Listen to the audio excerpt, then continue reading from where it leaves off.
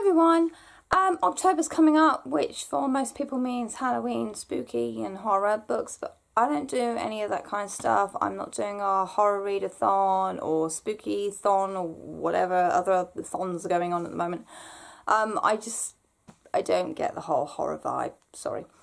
But the Facebook group that I'm part of, the Magical Kingdom of Read-A-Lot, they have decided that each month they do a theme where you suggest books to read based on that theme. A bit like Fairy Loot with their boxes, so it's kind of fun to see what other people suggest for the themes. And they've given us a little bit of a heads up this month so we can prepare for the next theme coming up. And they've just announced that it's going to be Hocus Pocus. Now, I love that film. I adore that film to pieces. So obviously I'm thinking witches, I'm thinking the supernatural, and so any books along those lines. Now, a lot of people on the group have already started suggesting books that would fit into this theme. And so I looked down my massively huge TBR pile and said, well, what books have I got here that will fit into that theme? So I've got Shadow of Night by Deborah Harkness. This is book 2 in the All Souls trilogy, which follows a witch called Diana and a vampire called Matthew. I don't know much about book 2, but considering where book 1 has just ended, I'm expecting, some history stuff in this. The only drawback with these books is they're so big. These are like 600 pages plus. Which means, that's a lot of words.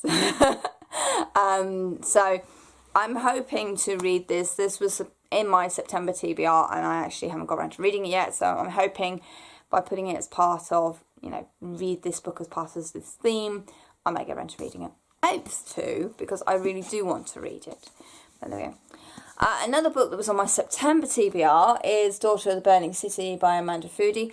I just haven't got round to reading this yet. It was July's Fairy Loot box, which people who've watched videos of mine will know.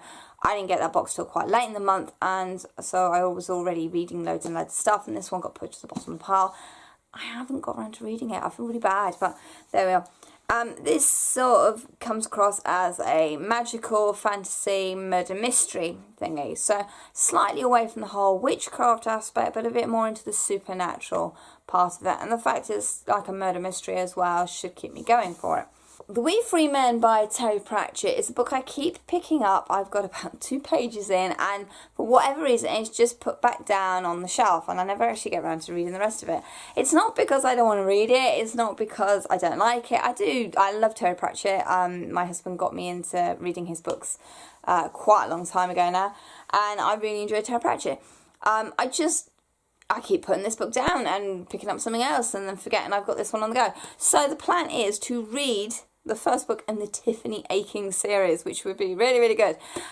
This follows a young girl who lives on the chalk in the Discworld, and it turns out she's a witch, which is not kind of normal because witches don't appear on the chalk because the ground's all wrong. Anyway, it's the sort of coming of age, growing up, realising who you are and what you are, with all the usual problems, and some wee little blue guys with red hair called the Knack Mac Freagle, who are like little Scottish warriors with major attitude. So there we go. So I want to read that.